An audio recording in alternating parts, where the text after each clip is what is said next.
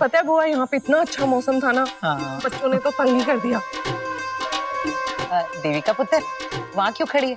अरे देविका, आजा। आओ ना, आओ हमारे पास बैठो बैठ और अपना ही घर समझो। पुत्र, ये सकेत की बुआ है और ये सकेत की ताई। उन तो अपने बारे में भी कुछ दस, तेनू की पसंद है? मुझे पढ़ना पसंद है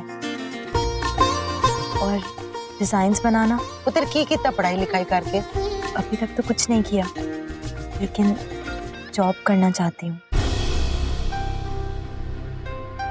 पुत्र तू जॉब करेगी? सकेत पुत्र से तूने गल की है इस बारे में? नहीं। पुत्र फिर तो तू जॉब शॉप भूल जा, वो मनन वाला नहीं है। आप ऐसे क्यों कह रही हैं?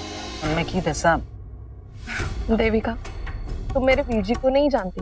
एक बार तुम्हारी शादी उनसे हो गई तो तुम्हारी लाइफ का डिजाइन वही बनाएंगे और जिंदगी में क्या करना है क्या नहीं वो भी वही डिसाइड करेंगे। तो एक्चुअली क्या है ना, इस घर में वीर जी की ही चलती है। उनके हुक्म के बिना पत्ता भी नहीं हिलता और हम बहनें उनके कहे बिना दहलीज भी नहीं काट सकती। तुम तो जानती हो ना इन मर्दों को, कितने गर्म स्वभाव के होते हैं। और खास करके वीर जी, जब छोटे थे उन्हें एक खिलौना पसंद था और जब उस खिलौने को किसी बच्चे ने छुआ ना, उन्होंने उस बच्चे की पिटाई तो की उस खिलौने को भी तोड़ दिया। और तुम ही सोचो, वो तो एक खिलौना था, इतने पोजेसिव थे वो, और तुम तो उनकी अर्धांगिनी बनने वाली है। और अगर तुमने किसी से बात की तो उनका तो खून जलेगा। मुझे मालूम है तुम कुछ गलत नहीं करोगी, लेकिन मैं मेरे वीर जी को जानती हूँ। अगर उन्हें गुस्सा आ जाए ना तो इस घर की दीवारें भी कांप उठती हैं। अगर तुम्हारे साथ कोई दिख भी गया ना, कोई लड़का या ऑफिस का दोस्त, भैया को तो बहुत गुस्सा आएगा और गुस्से में वो तुम्हें भी चोट पहुंचाएंगे और उसे भी। इसलिए तुम जॉब की बातें ना दिमाग से निकाल ही दो। लेकिन शादी में विश्वास सबसे जरूरी होता है ना। हाँ, लेकिन इन सरफिरे लड़कों को कौन समझाए? तुम तो अम्बाला की ही हो ना, तुम्हें तो पता है यहाँ के मर्द कैसे हैं। थोड़ा सा तुम्हें भी मैनेज करना पड़ेगा।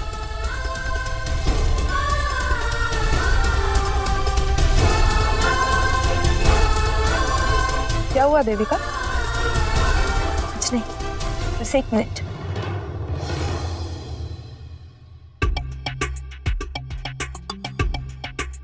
अभी तो सबसे मिलने मिलाने में 1 और घंटा वेट कराएगी। यार वॉशरूम जाना था, कहाँ है?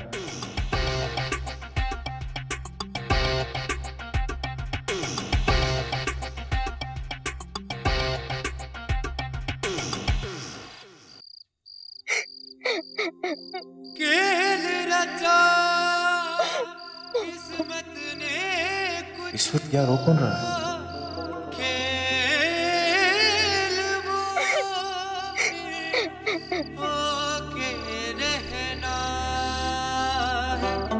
देविका, मेरे लिखा किस्मत ने घर तो मेल वो फिर होके रहना। अब क्या हुआ, रोक रही हो तुम? देखो मैं जानता हूँ तुम मेरे बारे में क्या सोचती हो। तुम्हारे हिसाब से मैं धोखेबाज हूँ, फ्लर्ट हूँ, लड़कीबाज हूँ और पता नहीं क्या क्या हूँ। हेलो, 1 मिनट के लिए मेरी बात सुनो, मेरी बात का विश्वास करो। अरे देखो तो सही मेरी तरफ। अरे मैं तुमसे बात कर रहा हूँ। Oh shit! देखो आई एम सॉरी, गलती से हुआ है, जानबूझ के नहीं किया मैंने। और तुम प्लीज मेरी एक बात को समझ लो, मैं फ्लर्ट हूँ इसका मतलब ये नहीं कि मैं लड़कियों की इज्जत नहीं करता, बहुत इज्जत करता हूँ मैं। और कल भी मैं तुम्हारी फ्रेंड को बचा ही रहा था, वो तो मैं कहीं और जा रहा था। 22 मैंने 3 लड़कों को तुम्हारी फ्रेंड के साथ देखा और मुझे मालूम है तुम मेरी बात का यकीन नहीं करोगे, लेकिन सच यही है। और आज भी अभी भी मैं वॉशरूम में ही था, वो तो किसी के रोने की आवाज सुनी तो जल्दी जल्दी भागकर यहाँ पर आ गया, तो भूल गया यार। और वैसे मैं जानता हूँ कि तुम उदास क्यों हो। तुम उदास इसीलिए हो ना क्योंकि साकेत तुम्हें किसी अच्छे से रेस्टोरेंट में लेकर नहीं गया, यहाँ पर घर पे ले आया सबके बीच में। अब 2 लव वर्ड्स को बात करने का मौका नहीं मिलेगा तो उदासी तो आएगी ना चेहरे पे। क्या बकवास कर रहे हो तुम? लड़के जानते क्यों हम लड़कियों के बारे में कुछ नहीं। तुम्हें सिर्फ अपनी मौज मस्ती से फर्क पड़ता है, हमारे ऊपर क्या बीती किसी को कोई फर्क नहीं पड़ता। हमारे इमोशंस हो हमारी जिंदगी बर्बाद हो जाए, तुम लोग को कोई लेना देना नहीं है, फिर भले हमारी इज्जत की धज्जियां क्यों ना उड़ जाए। पर एक पल के लिए मैं मान भी लूं कि तुमने उस रात तनु के साथ कुछ नहीं किया था, लेकिन तुम्हारे जैसा ही कोई लड़का होगा ना जिसने उसके साथ, क्योंकि तुम सबके सब लड़के एक जैसे होते, किसी का कोई फर्क नहीं पड़ता। सिर्फ अपनी जिंदगी की ही पड़ी रहती है। इसलिए इस वक्त मुझे परेशान मत करो, मैं ऑलरेडी बहुत परेशान हूँ अपनी जिंदगी को लेकर। सोच सोच कर पागल हो रही हूँ, लेकिन कोई रास्ता नहीं दिख रहा। तुम बस जाओ यहाँ से। लगता है किसी बहुत बड़ी मुसीबत में है। देखो आई एम सॉरी, तुम्हें डिस्टर्ब करने का मेरा कोई मकसद नहीं था, पर क्या करूं यार, मैं ऐसा ही हूँ। दुनिया में दो चीजें मुझसे हैंडल नहीं होती।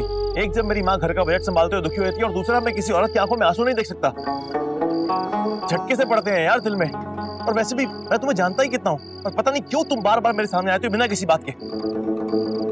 देखो एक बात तो तय है कि तुम किसी ना किसी बात को लेकर परेशान हो, इमोशनल हो, और वो बात तुम्हारे दिल का, तुम्हारी जिंदगी के बहुत करीब है।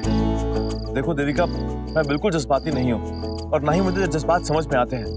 लेकिन एक बात मैं अच्छी तरह समझता हूँ कि अगर कोई बात जो तुम्हारे दिल को चुभ रही हो, या कोई दर्द जो तुमसे बर्दाश्त ना हो रहा हो, वो तुम किसी अजनबी से शेयर करोगे तो शायद तुम हल्का फील करोगे। देखो तुम शेयर कर सकती हो मेरे साथ। मैं शादी नहीं करना चाहती। मतलब ऐसा नहीं है कि मुझे कभी शादी नहीं करनी है, लेकिन इस वक्त नहीं करना चाहती। शादी करने का मतलब है कि मुझे अपने सारे सपनों को ऐसे ही अधूरा छोड़ना पड़ेगा, और मैं उसके लिए तैयार नहीं। मुझे बहुत कुछ करना है अपनी जिंदगी में। मैं कुछ बनना चाहती हूँ, नाम कमाना चाहती हूँ, अपनी माँ का सपना पूरा करना चाहती हूँ, अपनी दादू की उम्मीदें पूरी करना चाहती हूँ। अगर मैंने ये शादी कर ली तो वो सब टूट जाएगा, पर कोई रास्ता नहीं दिख रहा, कुछ समझ नहीं आ रहा कैसे रोकूं ये सब। और मेरी दादी, उनको तो बस यही लगता है कि मेरे भाई सब कुछ कर सकते हैं, मैं किसी लायक नहीं, कुछ नहीं कर पाऊंगी अपनी जिंदगी में। इसलिए वो चाहते हैं कि जल्द से जल्द मेरी शादी हो जाए और मैं जाऊं घर से। लेकिन मैं अपने परिवार वालों का नाम रोशन करना चाहती हूँ। मैं चाहती हूँ कि मैं अपना नाम कमाऊं, कुछ ऐसा करूं कि मेरे परिवार वालों को मुझ पर गर्व हो, लेकिन कोई नहीं समझता। तुम बताओ, क्या मैं कुछ ज्यादा मांग रही हूँ? क्या मैं कुछ ज्यादा चाहती हूँ अपनी जिंदगी से? देखो देविका, मेरे हिसाब से तुम जिस किसी की भी लाइफ में शामिल हो, उसे तुम पर गर्व फील करना चाहिए। और ये बात काफी है कि तुम चाहती हो कि वो तुम पर प्राउड फील करें। उन्हें तो खुशी होनी चाहिए, तुम पर नाज होना चाहिए कि तुम उनके बारे में इतना सोचती हो। मुझे पता है, 3 दिन, बस 3 दिन दिए मेरी दादी ने मुझे जॉब ढूंढने के लिए, और अगर इन 3 दिनों में मुझे जॉब नहीं मिली ना, तो मेरे सारे सपने टूट जाएंगे हमेशा के लिए। अब तुम ही बताओ कि मैं कैसे 3 दिन में जॉब ढूंढूं? कहाँ जाऊं, कहाँ इंटरव्यू दूं, कहाँ अप्लाई करूं? ऊपर से रोज कोई ना कोई बहाने मुझे घर पे बिठा लेती है। आज भी इस प्रोग्राम के बहाने मुझे यहाँ भेज दिया। मुझे समझ ही नहीं आ रहा मैं क्या करूं, ऐसे क्या करूं कि मुझे जॉब मिल जाए। जिस तरह सब चल रहा है ना, मुझे नहीं लगता मुझे जॉब मिलेगी। मुझे समझ नहीं आ रहा क्या करूं, किसके पास जाऊं, किसको बताऊं।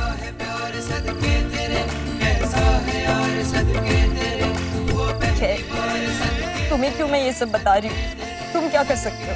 मेरी प्रॉब्लम है, मुझे ही कुछ करना पड़ेगा, मुझे ही सॉल्व करनी है। सॉरी, कितना सब बोल रही।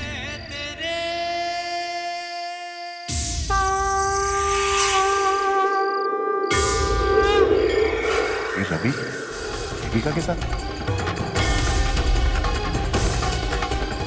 ऐसी लड़की है ये, इतना रोज आ रही थी, इसलिए कि उसकी फैमिली उसे एक मौका नहीं देती। वो एक मौका जिससे वो अपने परिवार का नाम ऊंचा कर सके, ताकि उसके परिवार को उस पर नाज हो सके। अमेजिंग। सुनो, मेरे होने वाली बीवी के साथ क्या बात कर रहे हो? मैं तो कुछ नहीं बोल रहा था, वही बोल रही थी, मैं तो सुन रहा था बस। किस बारे में? एक्चुअली वो अपनी फ्रेंड से बात कर रही थी, रोते हुए। मैंने तो बस उसकी परेशानी के बारे में सुना। क्या प्रॉब्लम है सर? कुछ बताया उसने? एक्चुअली वो अपने फ्रेंड से बोल रही थी कि उसे अभी शादी नहीं करनी, जॉब करनी है, अपनी माँ का सपना पूरा करना है।